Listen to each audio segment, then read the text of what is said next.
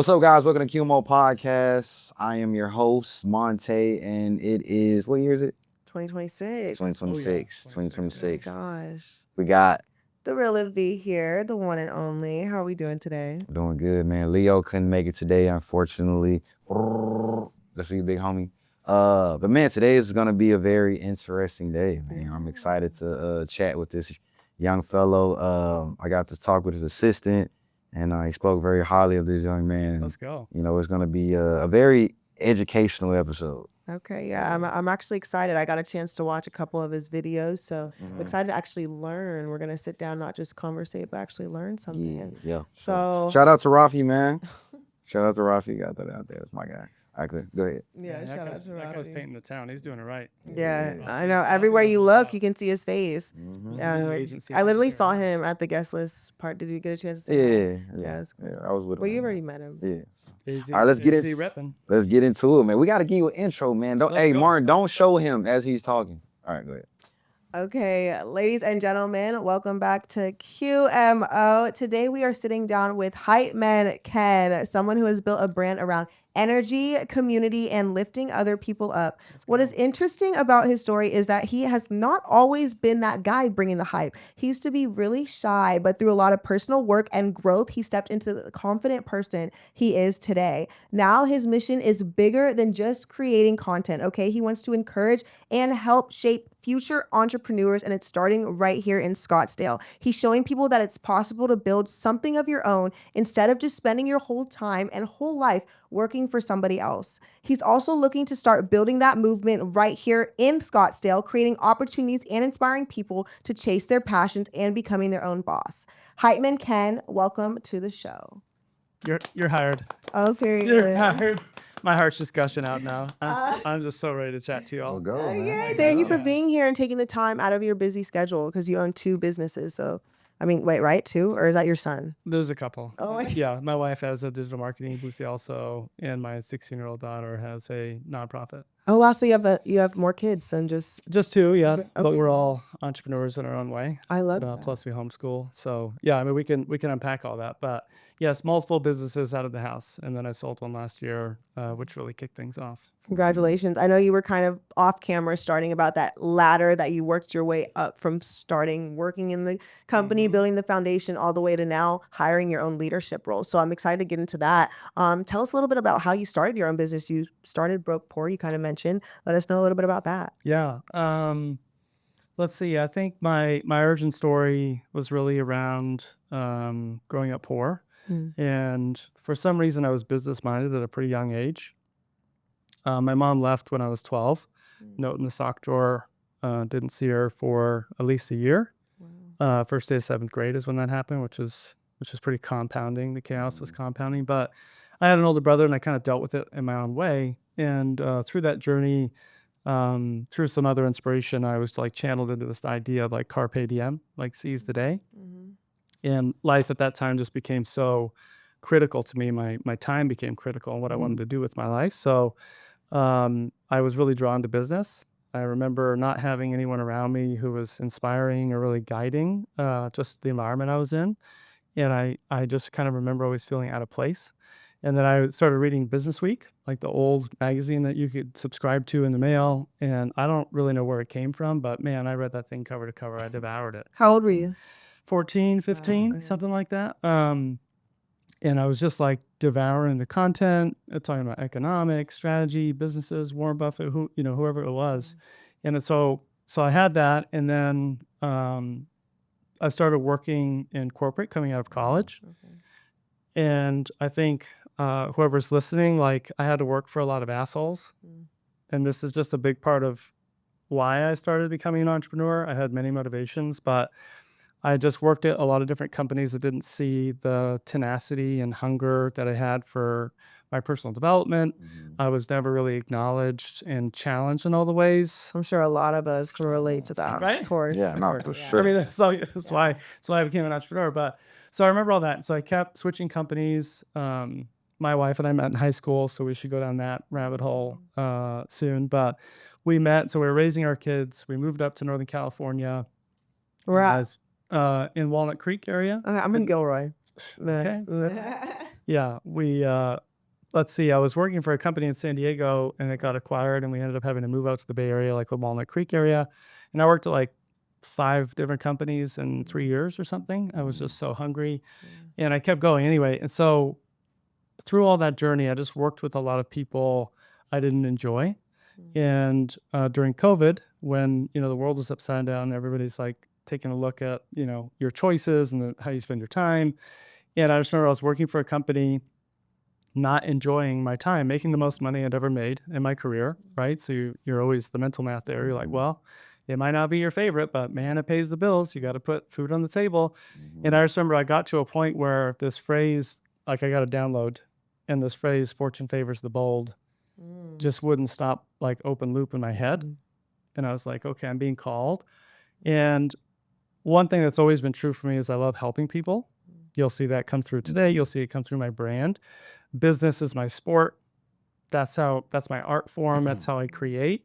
And so like this idea for me of helping other people through business has always been something I would do. I would like freelance consult, give people advice, do workshops on the weekend. Like when I had no business to do it, I was just like, let's build something. You have an idea?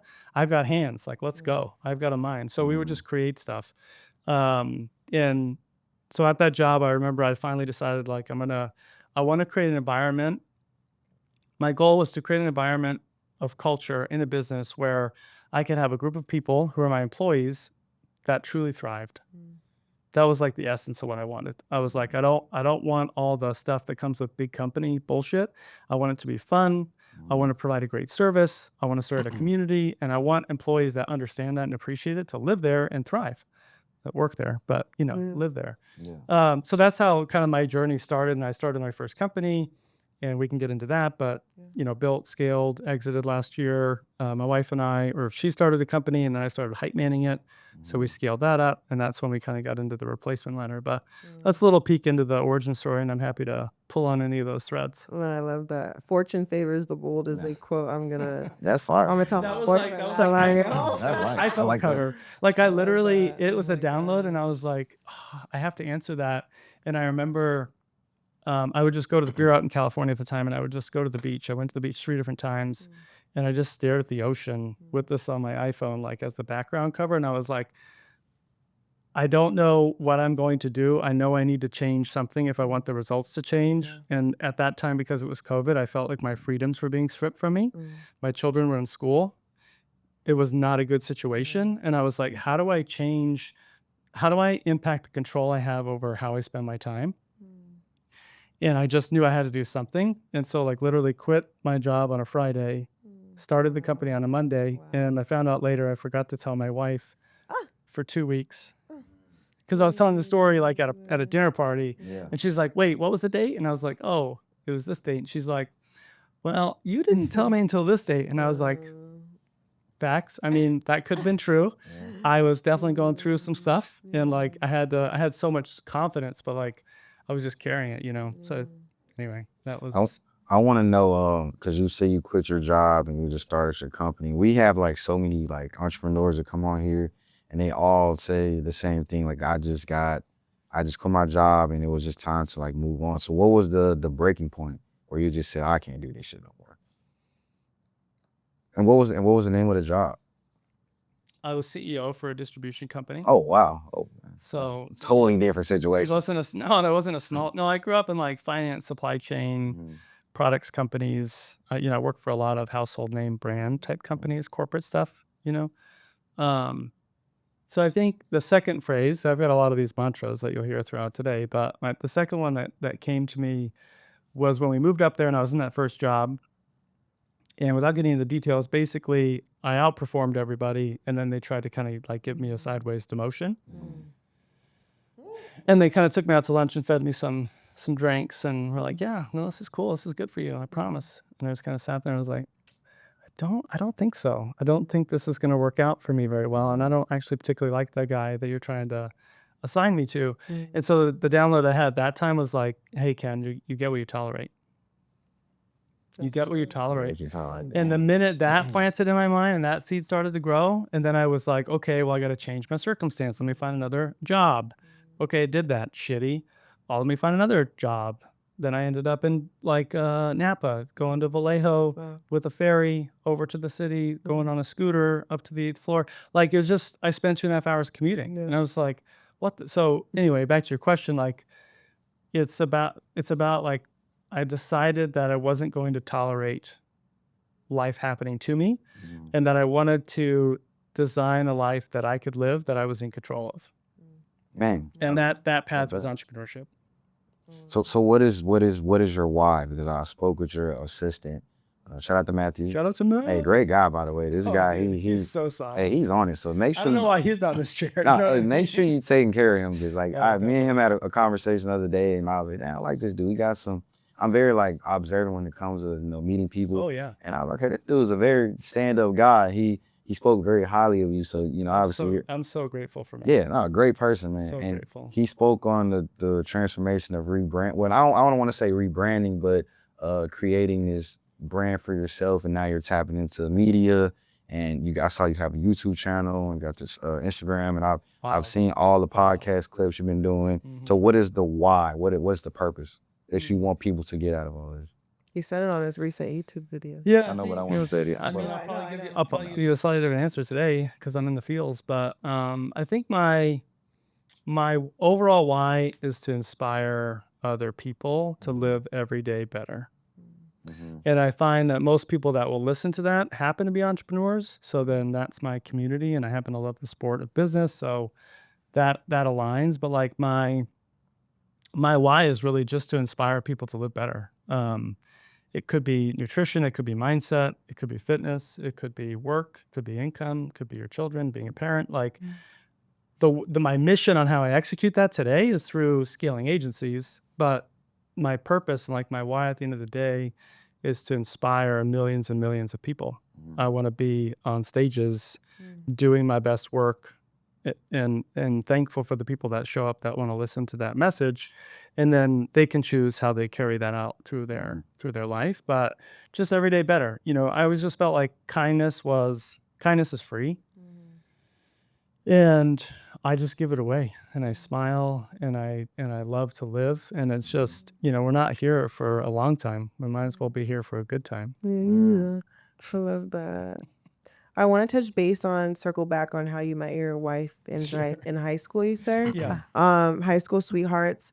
Has she always had the same passion of entrepreneurship? And if so, great. But if not, how has it been with the support system of getting her on your team versus making sure that you're still on her team when you're busy working on your own business and things like that? Whew. Shout out to it's Natalie May. Natalie May. She's wicked smart Okay. and does more in a day than I'll ever do because she's a mom and an entrepreneur and a homeschool teacher and a nutritionist The super one, and a right there. doctor. Like, you know what I mean? Like she's a triple threat. Everything, yeah. She won't tell you that, but so anyway, yeah, we met in high school. She was like a literal straight A student, and then happened to be in my math class. I was 2 years older, and she was struggling in the math class, and I picked up on that, so I offered to tutor her. I wanted to date her, but like she wouldn't date me, so I was like, "Well, I'll just tutor you." And so, Role play. because I liked. So hold on though. So she'll tell you the story. So she's like, cool, I actually need help with this class, so fine. But she when I came over, she was expecting me to show up and just hang out and like be friends and like try to date her. And I showed up with my books. And she kind of looked at me funny and she's like, wait, like we're actually studying? And I'm like, what do you think I'm here for? Right. I said I would tutor you. She's like, oh, I didn't think you were being serious. Like, I was like, get out your book, let's study. Like we got work to do. So we just tutored for like a while. And then once she saw like, I'm not here to chase, I'm here to attract. Yeah. You know, I love that. That's another one. That's another gem. I mean, it just is like when you just attract, it's so much easier, So anyway, so we met there, started tutoring her. She ended up getting a better grade at math. And I was just fortunate. I had a couple girlfriends prior, so I had a little practice. And we were just like two peas in a pot. I mean, just true best friends. Like I don't think we spent a day apart for 3 or 4 years from around that time, April 26, 2002, coming up on 24 years. Let's say that's the dating like anniversary. But like literally, so we we went to high school together. So I ended up going to like 4 proms because then I came back and went. She was like still finishing high school after I graduated. Then we went to college together, and she like accelerated through college to basically graduate at the same time that I did, which I was like, "You're wild, girl. What are you doing?" And then so we went to college together. We worked together. Her parents had a business. They saw me. They were like, "We need that in here." And I was like, "Cool. Pay me better than I'm getting paid at Good Guys Electronics. Cool. Yeah. I don't have to work 60 hours a week when I'm trying to put myself through school. Cool. I'm into that." So we did that, and then graduated, got married young, decided to have kids young, bought a house in 2007, took a bath on that, but everything else was great, and then we just started, having kids. She got her MBA while she was pregnant with our second, Finley, who you met, who's here, teen entrepreneur. She got her MBA, like wanted to finish that before he came, and then she worked for some assholes and got mistreated in some jobs. So we've always had like the shared passion for owning your station and like having agency in life. I think we've always, even as kids, we didn't know how to express it as much, but like, I think that's why we're so attracted to each other is we were together. We could be so sovereign, like almost impenetrable, and we could like choose to do things together. And it was just easy. It's frictionless. Like those are the best relationships, just almost effortless. Yeah. Not to say it was perfect, but Yeah. that's how I saw it. No, I love that. That's awesome. So she kind of has always had that, not necessarily entrepreneurial mindset, but making sure she is seen in the room, right? She's not going to let her Well, light be dim. I would say she's an entrepreneur because her parents had a business growing up. So she was around, home run business. Maybe it wasn't the perfect business, but she grew up around it. And then I think we had actually kind of envisioned like continuing, because we were both working for her parents' company at that time. And I think we continued being like, oh, well, we'll just be business owners. And then her parents sold the company, didn't pay us shit. I'm going to go on record saying Wait, what was your position when you said you were going to hire or pay more than? it was like an 8-person company, Okay. and they sold, and I didn't get any share of that, which looking back was like one of the things where if like if I'm building companies like that Yeah. and selling them, I definitely take care of my number 1s and 2s, in the business. But anyway, so we went through that, and then it was like, oh, we kind of got catapulted into real life, and it was like 2011, I want to say, and finding work in 2011 wasn't very easy, and we had young kids, so I just kind of like was like, well, I have to go get a great job.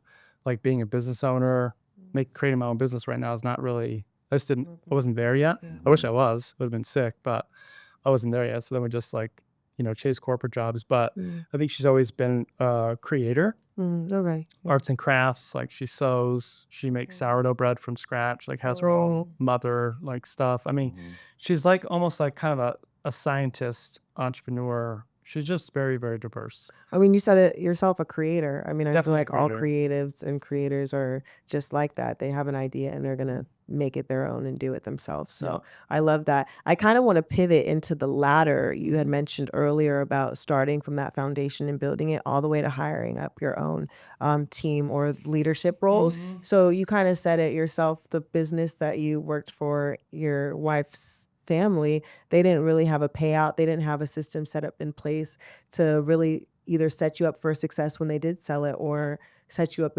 for success in general. So tell us where this ladder came into play and what made you want to put that into practice in your own business. Yeah, well, I would just say shout out to my coach, Dan Martell. Nice. He has inspired me and taught me things that are truly impactful in my lifetime. And he wrote a book called Buy Back Your Time. And I read it on the tail end of my first company journey, right around when I was selling it last year. And the book basically underlines the concept of, as a business owner, entrepreneur, founder, whatever, you have to understand what your buyback rate is, which is just basically like, what is your time worth? There's a formula for it. And you start outsourcing things or insourcing things in your business from the bottom up versus most founders were growth minded, right? We're creators. Oh, we made something that other people want. Great. Let's hire some more people to get more of the thing that they want that we make into their hands. And then you miss that administrative part of the business. So the concept to follow for entrepreneurs, which is from Dan's book, it's called The Replacement Ladder. And it's kind of a 5-step sequence on how to scale your team as you're growing your business. And the first level is admin. The second level is delivery or fulfillment of your service or product. The third level is marketing. Fourth is sales, and then fifth is leadership. And so as you're starting your company and you're scaling and you're hiring freelancers and you're hiring full-timers, you want to follow that rung. And I found in my work with teaching founders, I've worked with over 300 founders across diverse different industries, and almost all of them skipped that step, including me before I was enlightened. So my advice just on that framework is follow the framework, but also understand that hire number one, or at most hire number two in your business, needs to be an executive assistant.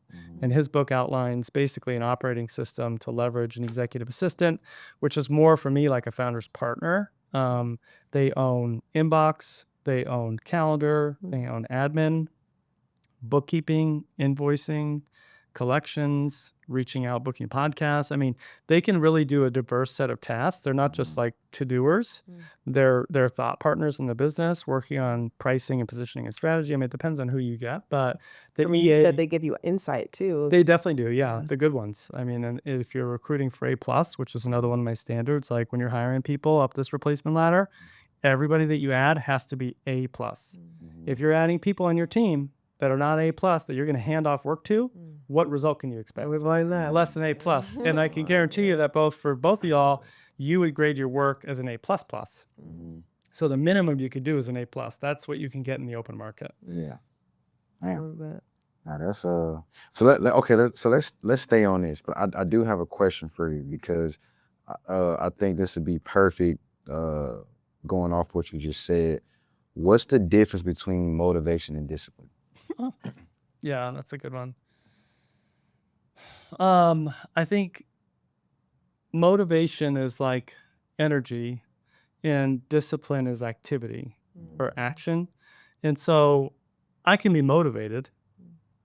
Awesome. A lot of people are motivated, or they think that they're motivated. They wake up, they might be motivated at 2 a.m.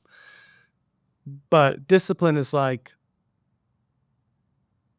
you're taking the action activity that you've already agreed to with yourself ahead of time when you set your goals.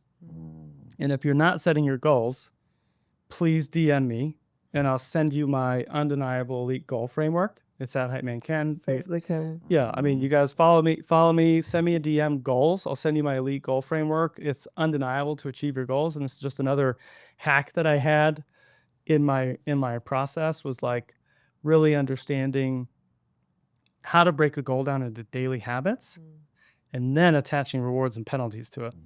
Off camera, we were talking about Copenhagen, and I have a family trip planned out to Copenhagen. But on 3/31 at 11:59 p.m., if I don't hit the goal that I set out, which is 50K MRR, I'm happy to say it here on camera because I'm telling everybody, you got to socialize your goal with your network, with your community, with your family. If they don't know about your goal, how are they supposed to help you? How are they supposed to create space for you? These are unlocks, all on my goal framework. So you have to have these rewards and penalties, which then create the daily habits. And I'm bringing this back to your question with discipline.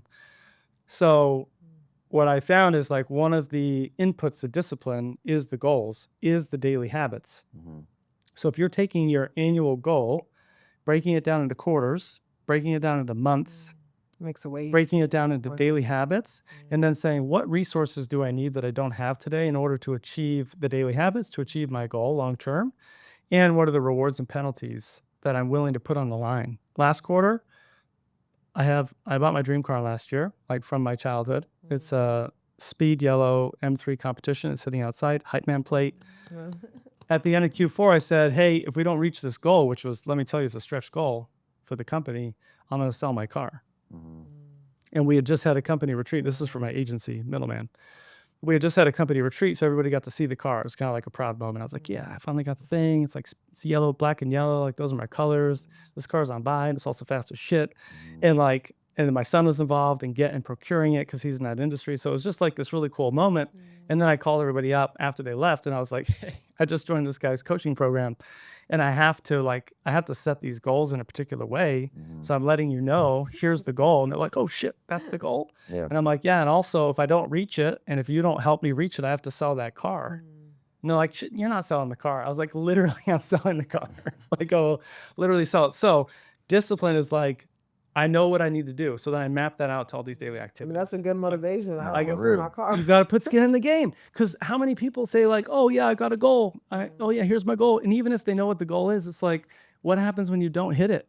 Or understanding sacrifice. Yeah. I mean, you putting yourself in that predicament. Hopefully you don't fail, but let's say you don't reach that goal. I don't necessarily think it's failure, but you're not hitting where you wanted to hit. At least you're understanding that word sacrifice. This is what goes in. The hack is that like people are only going to try so hard, and few people really realize what they're capable of. Oh, that part. Right? Like, and you're only gonna. You're the person stopping yourself from 100%. from reaching those goals. You know what you need to do, but That's you're not so- prepared to do it. So when you can psychologically break it down, you're just programming yourself to put more energy in. It's not magic. It's just like you just have to care that much, and you have to be certain about the uncertainty. I don't know how I'm going to go make $1 million this year, but I know I am. I mean, you have to care, but then circling back, those A+ people that you hired have to care just as much. Yes, Which 100%. I want to get an answer for business owners out there, including ourselves. How do you get rid of those bad apples that you intentionally hired, but you didn't know that they were bad apples because they spoke a good game, or they applied really well, so you hired them, but it gets to a point where in your business you have to take a step back and see these apples aren't helping. So how do business owners tell them like how they get rid of them and how they stop hiring them in the future? First of all, the name for this manual is Slow to Hire, Quick to Fire. I say I viral. heard that Viral. phrase. That's So, it. quick. That being said, we need to unpack that a little bit, because sometimes it's on the people who hired them, the business owners who didn't do a good job in training them Vetting and training. and hiring the right person at the right time based on the replacement ladder, because they brought in the salesperson to sell more stuff when they didn't even have a sales process. Or admin, right? Yeah, well, admin should be the first level, but like I just see people hire people in their business at the wrong time in the wrong place. They're trying to solve a pain that they have, but they like if you bring someone in who's an A+, but they're just a person in the business and you don't have that process fully set up, what do you think's going to happen? Like they're not the business owner. They're only going to do so much, and then you get upset that they're not performing. So you have to make sure that you're putting in the requisite effort in the training and the documentation and the process, and then let them know what success looks like. Do you know how many people onboard talent into their companies and add team members and don't explain to them, here's exactly what success looks like in your role. This is the reason that you're here, and it's important to me because my why. Yeah. Connect it. And by the way, that thing that's really important I told you to do, I need it done by this Friday at noon Pacific time. Are there any reasons that you can't deliver that? Prescription. Give them a prescription. 'Cause they gotta have a purpose. Because if they don't have a purpose, then it's all mental risk. 100%. Like they just going through the motion. You definitely gonna get subpar work. Definitely. Yeah. Well, and you just get misaligned. So back to your question, it's like, well, so you got to run through the checklist of like, okay, did I do this right? How much responsibility do I take? And then what's the action that I create? And then usually, so I'm a big fan of like continuous feedback. So the other thing I do during onboarding is like, if I'm not giving you feedback every day, looking at Matt, if I'm not giving you feedback every day, you should be worried. That's the expectation. Not be afraid when I give you feedback. No, I want you to be afraid if I'm not giving you feedback. Oh shit, really? Okay. So if a few days pass and like you're not like, why didn't you do that better? I should be like, oh, he gave up on me. I should check in. I should check. I should check in. Maybe I'm not doing the right things. So like you want them to expect feedback all the time, so that you can live real time, especially in the early days. Oh, there's a typo on that. Oh, you weren't supposed to send that. Oh, that went to the wrong person. Wait, why didn't you do that? I told you twice. Like you're just like on it. And then there's this trial phase. You get out of the trial phase, then you look for patterns. If they do an error, a mistake that's critical to your business more than one time, that's it. That's all they get. And when you know, this is the biggest thing. When you know, in here, in your heart, in your gut, execute. Do not linger. Don't second guess. So let me ask you a question. So, okay, what happens if you hire somebody that don't really have the experience, but they have the work ethic when you want to teach them, but they're just not performing? You hired the wrong person. Yeah. Okay. So I don't know. Right? Because it's what's the thing that we know that's true that we're not willing to acknowledge? That you hired the person that you wanted to train for the role when you really needed someone who was already trained in the role. But then people will say, well, I got this guy here and we can just groom him up and mold him into being this person. And rather than me bringing in somebody who's already good, he's going to charge you an arm and a leg though. You're still taking a hit, huh? I mean, it's the results. Yeah. You're paying for the experience, or you get to pay for the experience. You know, and it's like this is like a thing I'm thinking about lately, which is like 10x is usually a 2x, right? There's a book written about this. I'm reading it for the first time. When you're thinking 10x, oh, my goal's 1 million. Well, actually, no, my goal's really 10 million. Then my actions and activities have to be aligned to that 10x. So when you run something like that through a filter and you're saying, well, my goal is to get to 1 million, which means this so much improvement, which means like that's pretty achievable. Okay, yeah, I guess we could take this person and yeah, we could probably invest time and mold them. Cool. If in the same time I'm trying to reach 10x of that goal, there's no way I'm taking that person on my team. It's too serious. There's too much at risk. There's too much opportunity. I don't have enough time. I can't afford it. So I think there's growth phases to this where when you're first starting out, you're probably hiring people in as a freelancer. You're bringing people into your business to work part-time, and that's okay. And there's different guardrails and rules for that. But when you're scaling and when you're bringing people in full-time, like you need those people to be locked in, not only to your business, but they need to be bringing the experience with them. Yeah, for sure. Because really, if you think about it, you don't really have time to sit and like babysit and hold their hands and say, hey, this is what I need, this is what I need. Like, you really want someone that can come in and that can actually add. Okay, so for example, with Liv, right? So it was me and Leon with the podcast, and Leon, that's my guy, and I'll tell him if he was here, but Leon don't know shit about social media. Yeah. So it was really just me doing everything. Like, so I said, listen, we gotta add somebody else to the team. Like, we gotta spice it up a little bit. Either I'm bringing another female or I'm bringing another male. And I put something on Instagram. I said, hey, I'm looking for a female co-host. I had like 20 chicks in my DMs. Out of all 20, only like 2 or 3 actually had podcast experience, and Liv was one of them. All the other chicks, they just wanted to come on here and talk shit, and that's not what I'm looking for.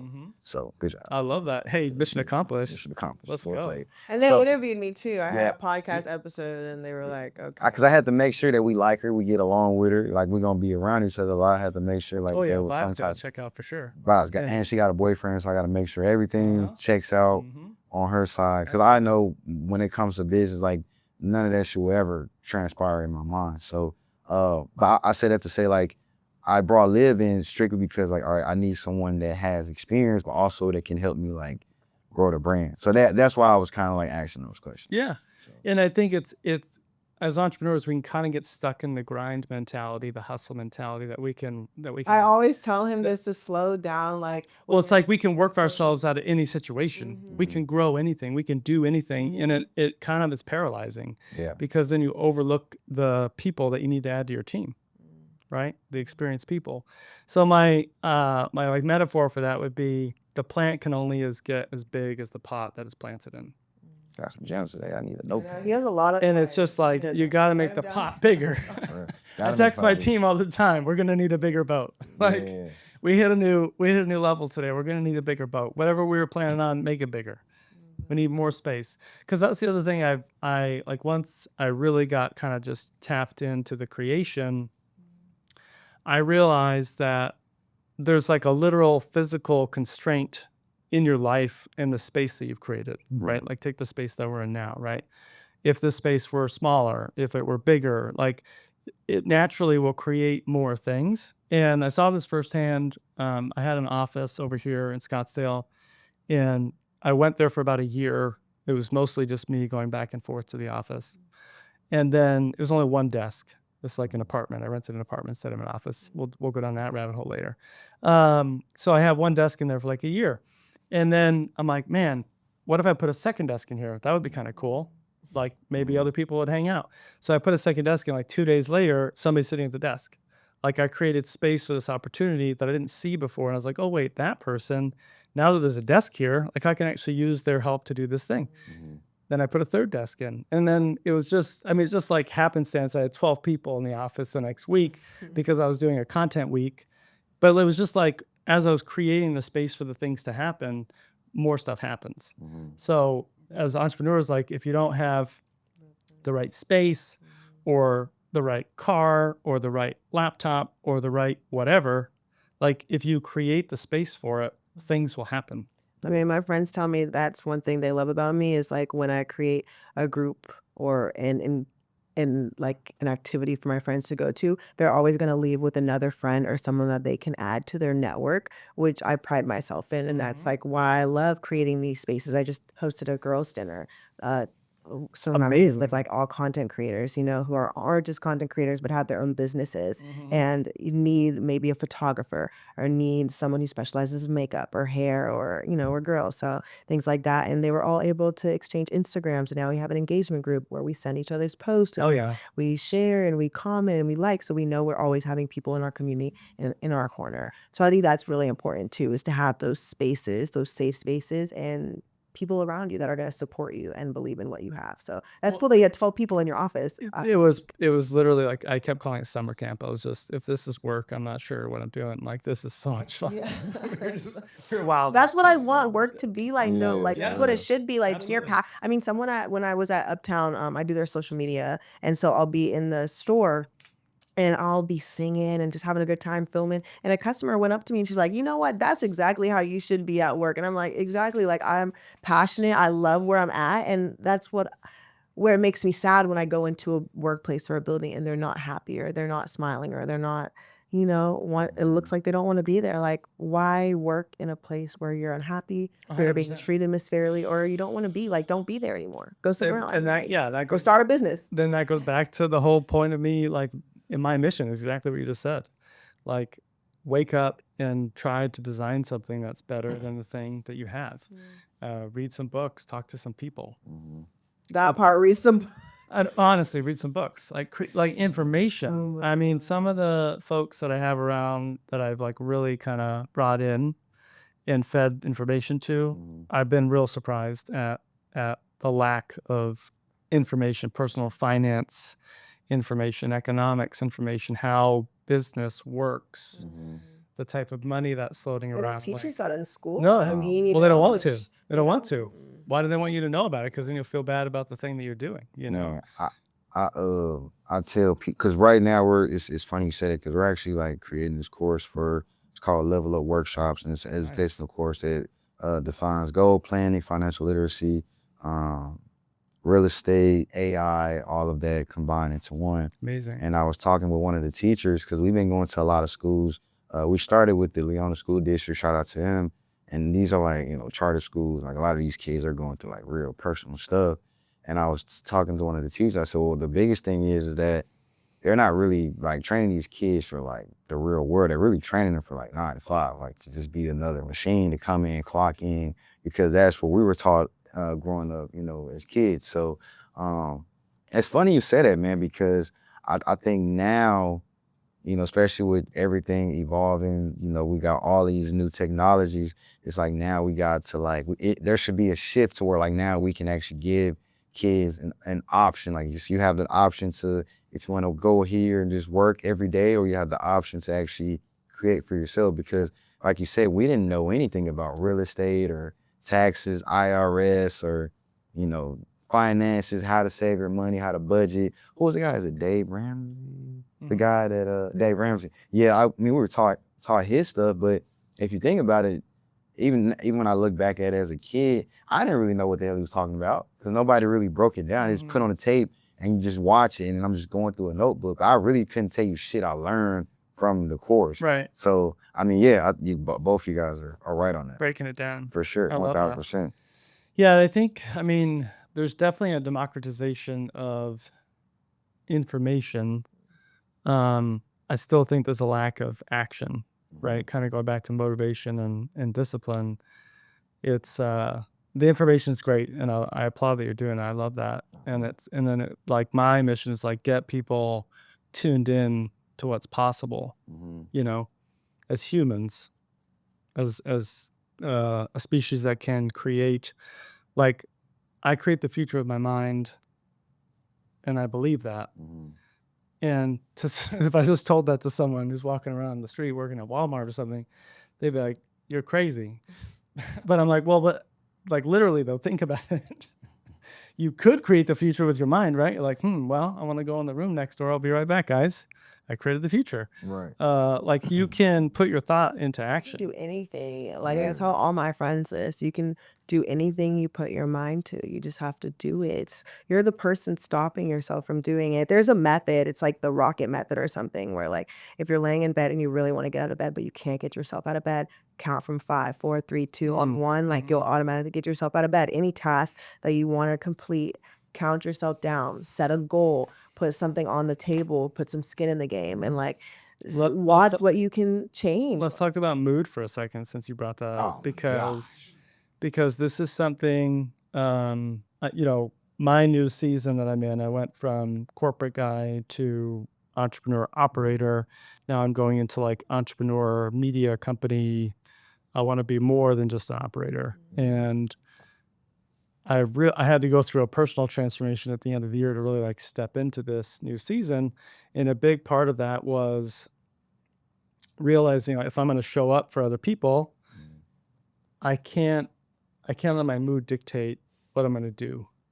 And the more I've listened to the mood, and the more I've listened to people talk about who are successful, that are in the place I want to be, and I'm listening to what they're saying, and they're talking about their mood, and that it doesn't matter how you feel, it goes back to what you're trying to accomplish. So if you didn't sleep well, or if you had a bad meeting, or if someone ran you off the road, like you're in control of your happiness at the end of the day. And it's on you to choose, what to create. And I think that more people that can lock into that, the better. Also, like not letting the things around you dictate your mood. I feel like if we go in to like an environment or something, let's say like the Sam Mapoku episode, we had an episode where we were at the other studio and things just weren't going according to plan. And it was our first time setting up a live performance. I had to make sure the mic was good. It wasn't working. Our studio wasn't available. I was having a meltdown. Montae wasn't there. I was like freaking out. And I did unfortunately like let my mood kind of not necessarily like dictate the show itself, but you could kind of just read on my face that I wasn't It bled in. Yeah, it did. And I feel like if we didn't have as patient of a guest or something. She said I was too calm. Bro, yeah, I was so irritated. I was like, how are you guys We can't let people say our emotions. Yeah, he pulled me aside. He was like, Liv, like, especially when we get bigger, like, you can't allow things like this to, like, ruin, like, the moment. Like, you just have to, like, deal with it. Let me give you permission to be frustrated. Cool, thanks. So some of us are cool as a cucumber. Yeah. I'm one of those people. Yeah, So you I got feel it, bro. like You got rock it. chill. That was mild. But we all have our moments, and what I would say is, in that situation, if I was on your shoulder, and what I would have said is, think about what you're doing right now, and acknowledge and take stock that you're creating something new for the first time. Yeah. And in that, you can be at peace with what's happening, because we know, as creators, entrepreneurs, whatever, that when you're creating shit for the first time, like, it's gonna be bumpy. Yeah. I mean, I create shit for the first time all the time. I don't know why I keep doing it, because it's exhausting. But it's like, it's all I know how to do is I just want to create new things, and hopefully other people get the benefit from that somehow. So I would just say, do the inner work, the mood, check in, and be like, hold on, what am I doing right now? Is this something I've done 100 times and I just suddenly suck at it? Okay, maybe I should feel bad about that, and I should dig into why that happened. If this is something I'm doing for the first time and I'm creating something cool, then I have to give myself space for like it to be fucked up. Grace and patience too. I feel like we give it for other people, but we don't give it to ourselves. But I think it's important to like identify what is it that you're doing and what are the patterns around that, because if you have a vice per se, and you keep finding yourself in the vice, that's not permission to be frustrated. That's like, well, hang on a second, now you got to do the inner work. Really, yeah. So, but if you're creating for the first time, then it's like, then you can almost start to prep yourself. You do it so many times that you're like coming here today for me, like, I don't do this. This is new for me. And I'm like, I accept what's about to happen. Yeah. I accept it, and I'm That's here how I for go it, into all of these now. and I'm here for it. And like, you know what? Whatever happens, happens. Like I'm out here. Yeah. You know. Montae was literally like, "Why are you so calm today?" I was like, "Man, Very zenful. But you're getting the reps in. Yeah, But then you have to do the learning of like, okay, now I know whenever I create, maybe it's a new recipe at home that you're cooking, or maybe you're trying to do something, you're going hiking, you don't normally go hiking. Like give yourself the grace to be frustrated and to know that like, hey, this is my first time. It's okay. love that. Thanks. Man. Yeah, some sound advice. What else? Nah, I had something in my mind just went blank because I was trying to like make sure I listened to what you were saying. Okay, I do. Okay, I want to go back just one more time with just the entrepreneur spirit and just finding your identity, right? Okay. So if someone's this is a good one. If there's someone struggling in life, what is the first thing they need to change? They need to find themselves. I mean, it could depend a little bit on the age, but I would say if you're struggling, the best place to start is on the inside. Okay. It's if you can do the inner work and find the introspection and actually spend time doing it, like finding stillness, for example. If you're struggled or you're chronically frustrated or chronically angry and there's patterns like that, lock yourself in a room, like turn the lights off, turn the music off, like isolate, listen, find the stillness. Do you know how many people don't sit still? Like literally? And when you are sitting still, what are you doing? On my phone. You always go. There's no stillness. No stillness.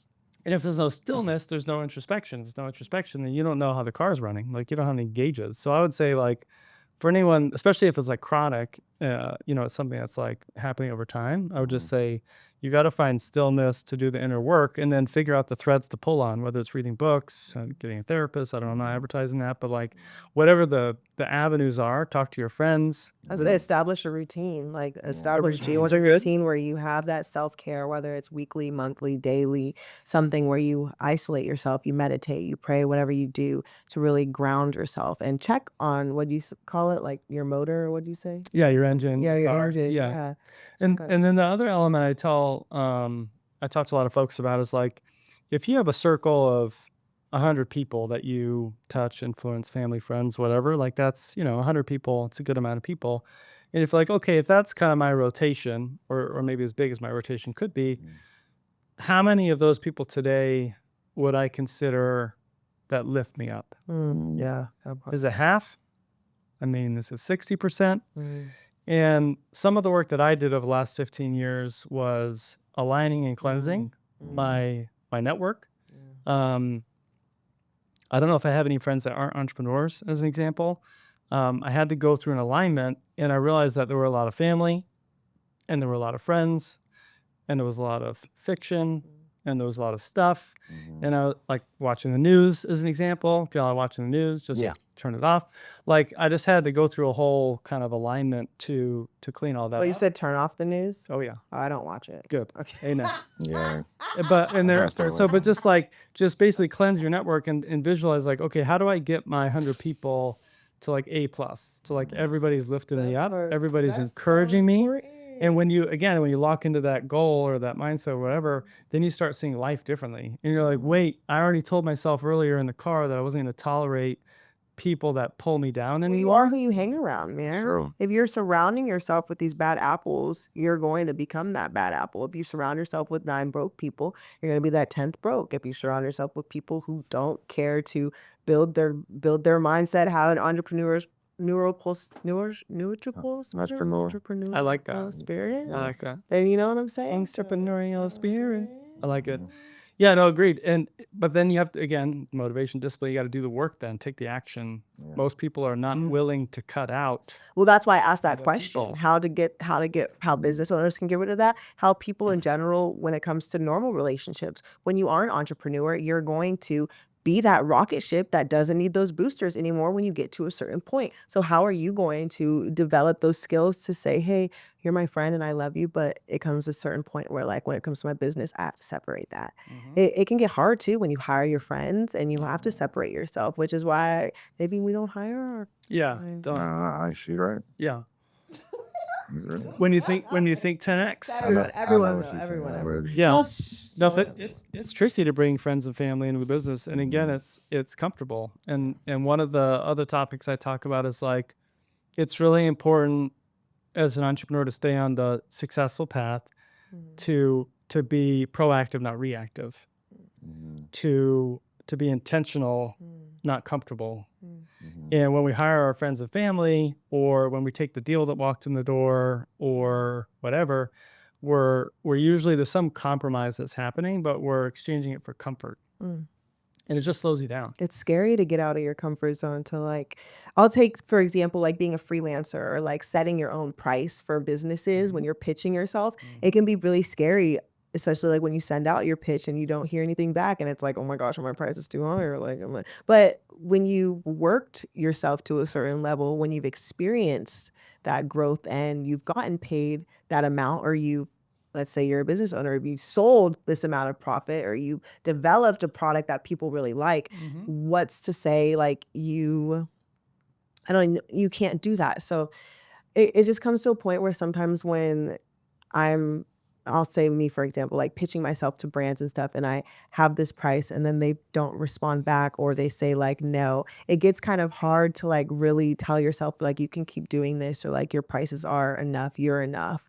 How do you stay motivated? How do you like, I don't know, tell yourself you can do it? Yeah, I was thinking about what you were talking, which is living in 100% in belief and faith of yourself. So you have to go through and do the work of the vision, and you have to understand what's the 10x life, what's the 25-year goal, like where do you want to be when you have all the money? What do you want your life to look like? And you have to get locked into that to the point where you're visualizing it and you could describe it to a friend. The scene, the feeling, the stuff, the temperature, whatever, like literally you're there, like visualize it. And then the goal is to stay in that vision, to stay locked into that predetermined outcome. That's what it's come to, right? Like you're so committed to the outcome that it's not possible for it to not come true. Does that mean it's going to be a straight line? Hell no, because you're creating. But it means that you're so locked in that those things don't knock you off your bike. You're just going through the curves. So you didn't close the deal. Next time you try a little bit lower price. Maybe you ask a friend.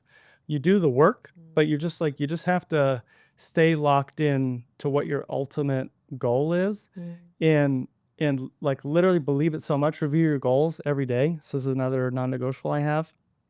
My goals are on my phone. I review them every day, if not twice a day, because I have to stay locked in. I can't get distracted by the things that happen in daily life, come into my inbox, that shatter my frame of mind, that prevent me from doing what I needed to do. Well, that part, like, how do you get the confidence to keep reaching out to the people? Like, let's say you have a client or whatever, and you pitch them, or you have someone who wants to buy your product, and or an investor, and they haven't reached back out, and so you're reaching back out. Like, So is it weird to keep reaching back out, or should you like just stop?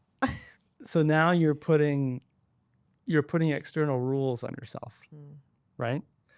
You're assuming that certain things are not okay. And I'll tell you what a big breakthrough is fuck that. Fuck that. If you're like, I need this thing, or I want this thing so bad that I'm willing to do whatever I'm going to do, who cares? This is the same thing with social media, by the way. Don't get distracted. Focus on consistency. Who cares? You do you. Be authentic. So that's my solution for that. But I'll say, Thank you. when it comes to clients and pricing and all that stuff, and your overall positioning as an entrepreneur, the best thing that you can do is stop selling and start serving. Okay. When you shift your mindset from, I'm not here to sell you something, I'm just here to serve. I don't ever sell my coaching program. You'll never see Matt advertise or post about or show my pricing. I don't sell that. What I do is I serve. I show up and I inspire and I talk about the things that have worked for me And if somebody else thinks that that's interesting and wants to send me a DM and say, hey, I'd love to learn a little bit more about how you did that thing because I'm in a similar situation. Cool. Here's some options. Let me ask you a few more questions. But like you're serving. So when you're pricing and you're pitching and you're positioning, I love this because you have a mindset that like not a lot of people. let's have. go, This is right? so Like, great. you have Fair, to- yeah, they're great. you have to get that's what I'm saying is like you have to get so fucking convinced and committed to yourself that you have a purpose. I had my coach say this on a call and I'll repeat it, which is if you had the cure to cancer, would you give up as easily as you do today? No. Would you be worried about that investor about sending him the 6th fucking email this week if you knew that on the other side of him saying yes meant that you got to show up and impact lives? Yeah, I know. Yeah. Would you quit? No. No, you wouldn't. So it doesn't matter what you're doing, as long as you're locked into the intention of what you're doing is to create a positive impact and create value for other people, you just show up and serve. It's not about pricing and value and delivery and all that stuff. It's just like, hey, I do stuff. Are you interested in the stuff that I'm interested in? You need help with that? Cool. Let's talk about it. Thank you. And then to get into the details of like the sales process, because there's a lot of shit to unpack in the sales process. You shouldn't be emailing a proposal of a price and you're not sure if that price meets their budget or meets their frame of mind. Like, again, having worked with a lot of founders, few people are doing a great job at pre-qualifying in advance. The whole job of serving versus selling is that I'm not going to offer you something until I'm sure it's right for you. I have to understand what's reality for you today and where are you trying to go? Okay. Is there a way for me to help you with that? Yes, I think there is. What are your pain points in getting there? Okay, those are some bottlenecks I know how to fix. Great. Those Well, are it's 15-minute calls. That's what I do. That's it. Yeah. You just show up and it's like, Any quality. I'm just here to interview you. Actually, you might pay me, but you're auditioning for me today. Are you a good fit for what I do? I'm going to find out. Let me ask you some questions. And if you're not a fit, I'm not going to enroll you. I'm going to punt and say, hey, this isn't actually, I don't do the thing that you need, but I know somebody who does. Yeah. That part. Or you are a great fit and here's exactly what it is. Here's the pricing. Does that seem like you're going to get return on investment from that exercise, from that value? Here's what I think. And I'd love to get you onboarded on Monday. I have a slot at 2 p.m. I'm going to send you the link right now in the chat and just load your card on there. Let's get started. Like, what's on the other side of us working together? Yeah. Right. Greatness. Yeah.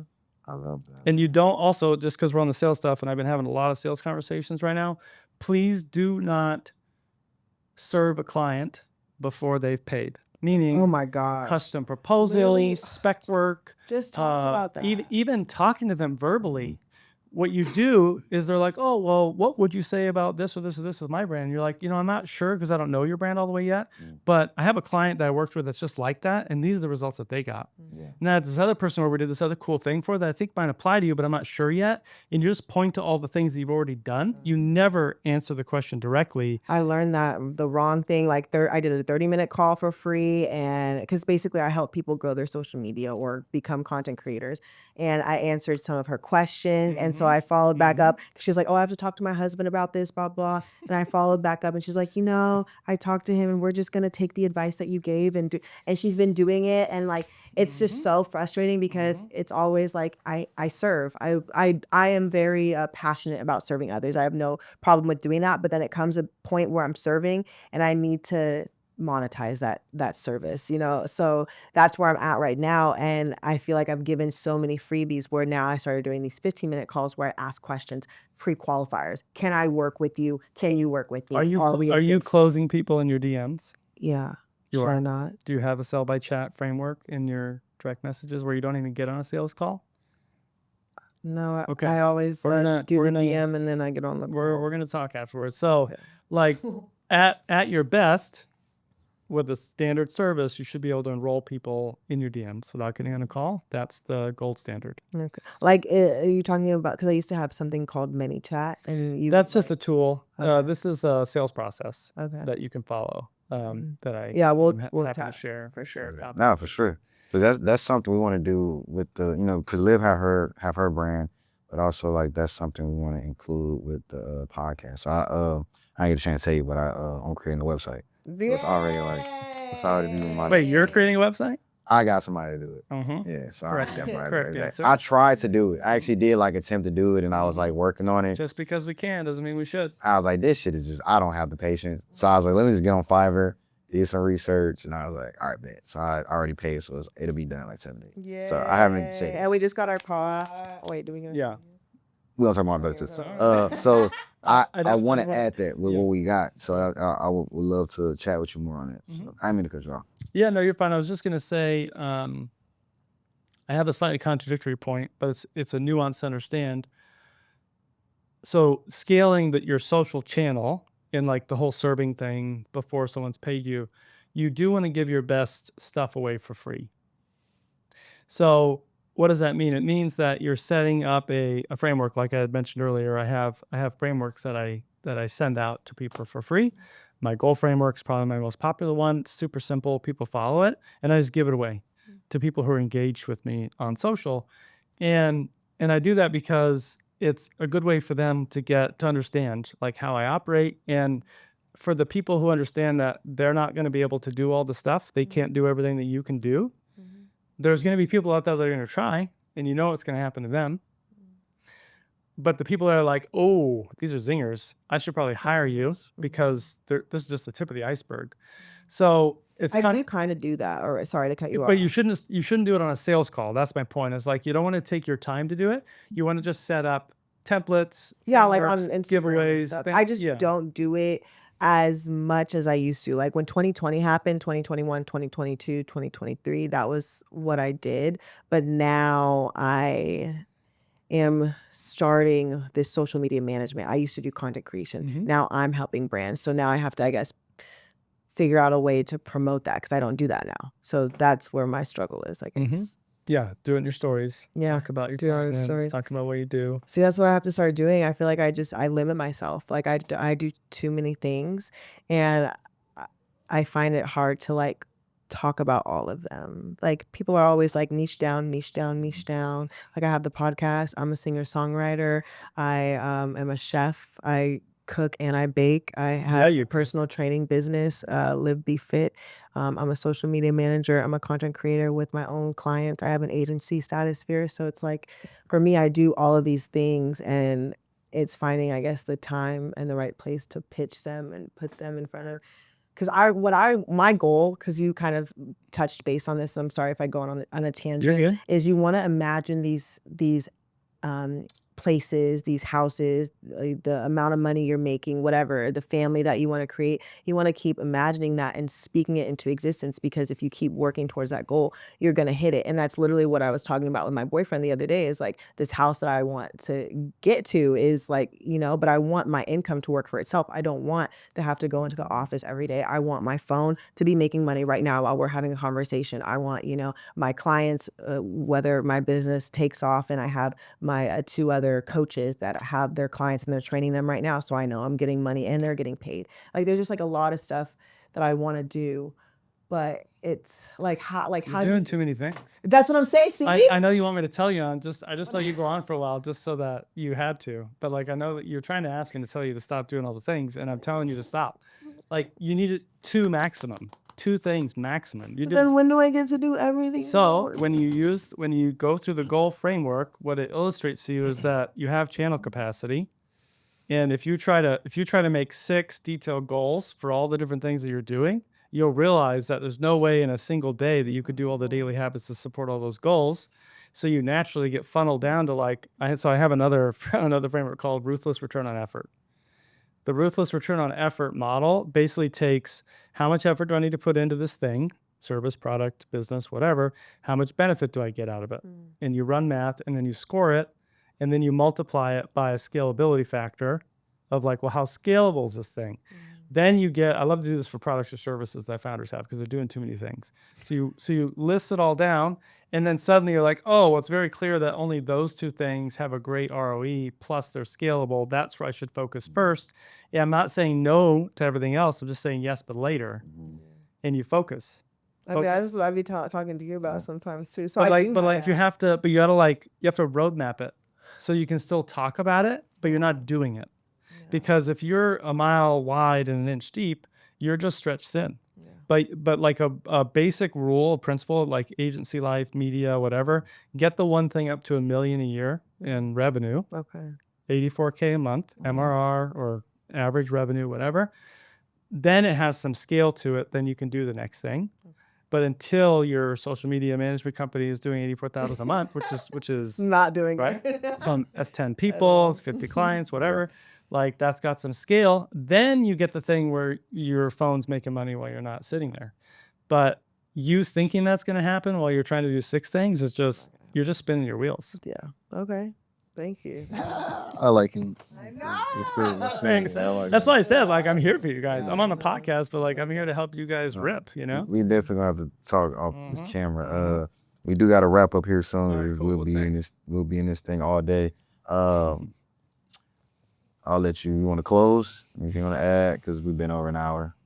Okay. I would say any advice for young entrepreneurs. I mean, you already told us. You can tell the camera you took your kids out of regular school and now they're homeschooled, so that your entire home could now be kind of this igloo or like egg, like nest egg of like entrepreneurial. So I will say social media is the number one way to market yourself. If not, it's going to be how, and Hands down. young people, 16, 15, 14, 17-year-olds are having these phones in their hands and they can start their own businesses. So any advice to any young kids, whether they have parents who encourage them or not, and any advice that you want to give to anyone watching this that is wanting to be an entrepreneur? We'll definitely reach out. If I hit a nerve today, I'm here to serve. For teen entrepreneurs, I would say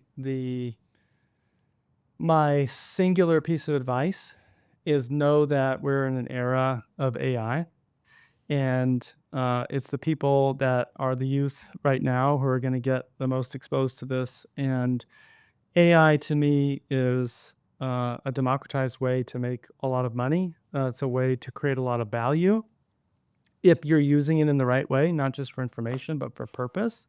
So I would leverage AI for your interests, whatever you have a passion about. There's a way to use AI to do something with that thing, and just take action on it. And seek out other members in your community to give you inspiration. I'll be launching a youth program later this year to coach teen entrepreneurs. I have some already that I work with, but just find people like me in your community that are willing to give a little bit of time. And from a mindset standpoint, for the teens out there, ask for favors. Use your kid card. Use it. People like to help kids do stuff.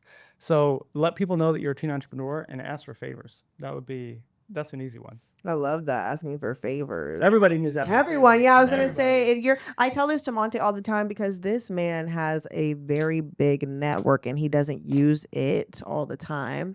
So when you're too busy building, no, I'm talking Right. about using his favors. I'm talking about using his no, but he's got his favors. hands on the thing. What does he need? There's no space for Anyway, favors. use your favors. If you have people in your network that are doing things that you want to do or can teach you or help serve you, reach out to them and ask for help. It's okay. I know we have egos, but I literally, I tell a lot of my clients, like when you need something, usually it's pipeline stuff, but you might need connections or whatever. Just like touch base with your network and ask them for 3 introductions, specific, qualified. Like, it's this thing that I'm looking for. Do you know anybody, or do you know someone who knows somebody? I want 3 intros by this Friday at noon.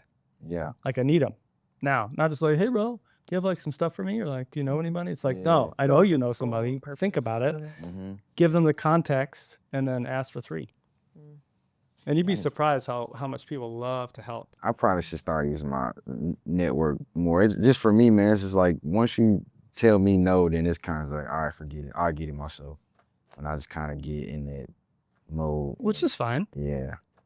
I just don't like asking people for stuff. I feel like if you're gonna help me, you're gonna offer, because you'll see, like. No. I know. It's crazy. You're to gonna end an sound. episode on that note? No, but it's just like I need my shovel out. it's just like, man, like I don't know. Maybe I'm just different. Like if I see someone growing and I'm, we having a genuine conversation on, the journey of it, I'll probably say, well, hey man, if you need anything, let me know. I know some people that can help you. A lot of people, they're not just giving, and no one knows you anything. I'm not asking for or handouts, but I just been on that side where when I first started growing this thing, like nobody really was trying to help.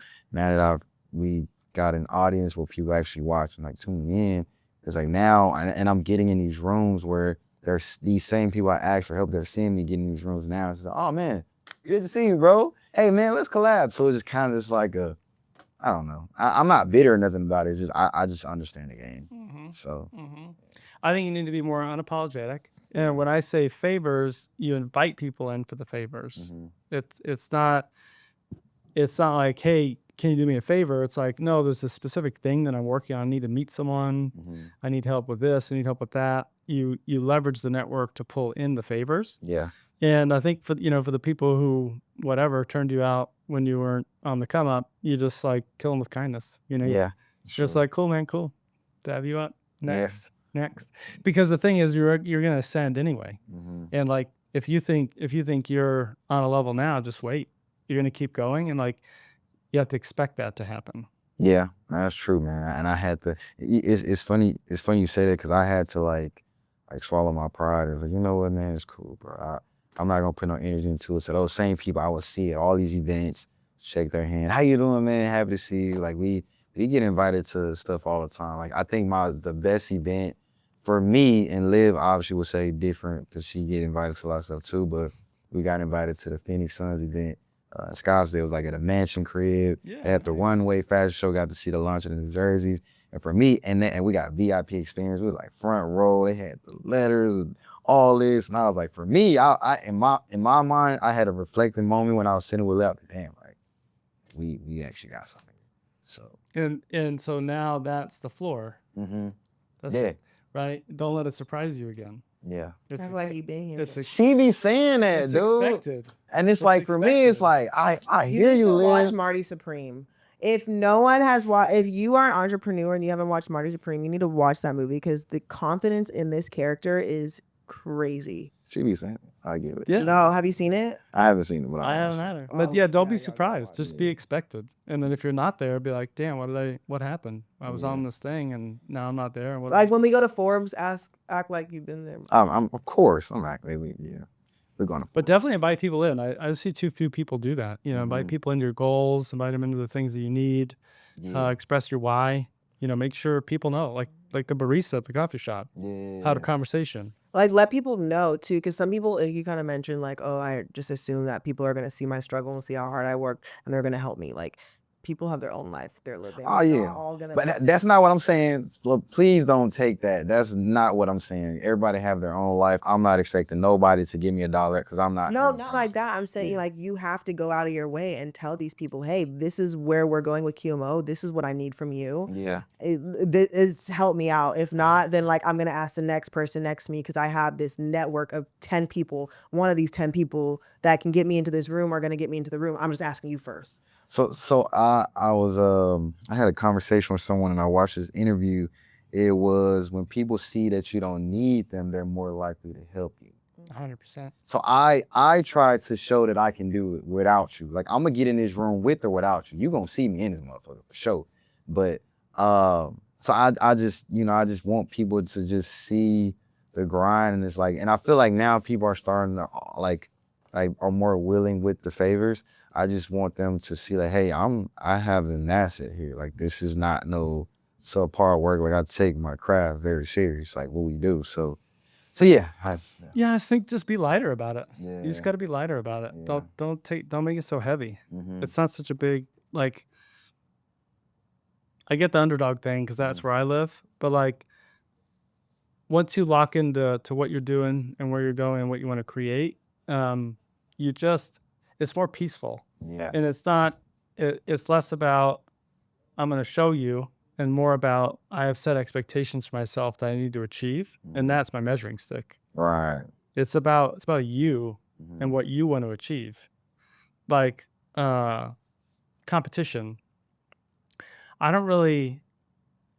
Like all my entrepreneurial life, I've never really felt like I competed with people, which is why I was so great at networking. Like I would network with people with the same businesses as me. And they're like, oh, aren't we competitors? I'm like, what are you talking about? You inspire me. Like I admire what you've built. I admire the way you do this better than I do. Like, why can't we be friends? Yeah. The world's too big, bro. World's too big. Too big. So like I just say I take competition as inspiration and I integrate it that way. So I'm not fighting it, it's fueling me. And then I'm being open and saying, hey, that's cool stuff, you know? Like there's no friction. And you just get to move lighter and quicker and less apologetic. I like that, man. I do, and that's one thing I do like to take pride in. I show love to everybody, man. So like with podcasters and creators, like I always show love because, you know, I feel like we got to give to receive. So, and I genuinely do it just because like I want to see everybody get this. 100%.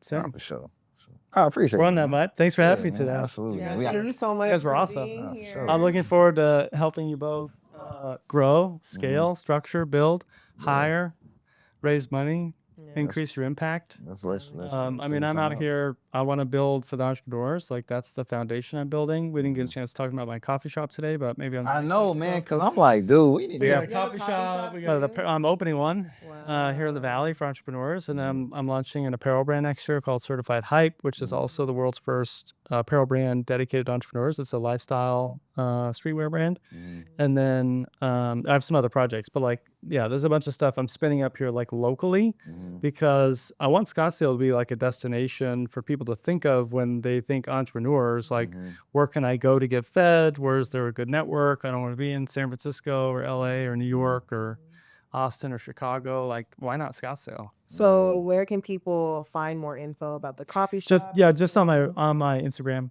Yeah, at Hypeman Ken on IG. That's where I'm gonna put all my stuff. So, Hype House is gonna be opening out here in Scottsdale. The Hype House. Think co-work meets craft coffee. And you rocking the brand too. For sure. Yeah, For sure. we got the gear. We're out here. We got to rip it. Any way they can purchase some gear?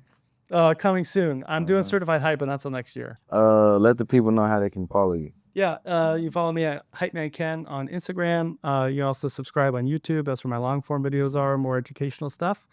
And that's the spot. Shoot me a DM, and I'm out here trying to help people. Yes, sir. Yes, sir. And then Y'all can follow me at The Real Liv V on Instagram, official Liv V Fit, Liv V Cooks. Let's go. And yeah, guys, we love you. Make sure you guys keep tuning in to QMO Pod. We're excited to have the Hype Man here. I didn't get to mention, but I want to hook you up with the Hype network out here. There's someone named Dom who kind of does something similar to where you're at. So I think that you guys should definitely Let's go. connect for sure. Yeah, plug me in. Anybody have good intros? I'm here for it. Yeah. for sure, absolutely. Man, make sure you like, follow, subscribe, man, to QMO Podcast. Also follow my personal _ Montae Harris. This has been a really exciting episode. A lot of learning. Inside, points, man. I feel So, fed. I'm nah, like, damn. for real. Thank you, man. Good. Blessing us with your time. Appreciate it. Guys, Thanks for having me. thank you so much. Anytime. We out. Let's go.